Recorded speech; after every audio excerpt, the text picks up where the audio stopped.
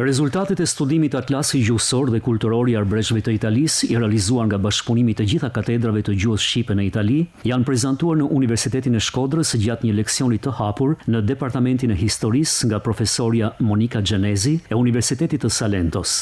Sipas të dhënave të këtij studimi, një pjesë e komunitetit arbresh në Itali, veçanërisht të brezit moshuarve, shfaq interes më të lartë për ruajtjen e gjuhës shqipe dhe traditave. Ky projekt mund ta ndihmojë, mund të jap një kontribut shumë i rëndësishëm sepse janë komunitete në rrezik, sepse gjuha është një gjuha tradicionale, në gjuha që flitet sidomos nga të moshuarit. Dhe tani të rinjtë kanë interese të tjera. Prezantimi i këtij studimi, që është pjesë e marrëveshjes së bashkëpunimit mes Universitetit të Shkodrës dhe atij të Salentos në Itali, vlerësohet nga drejtuesit e Departamentit të Historisë si një përvojë e rëndësishme akademike.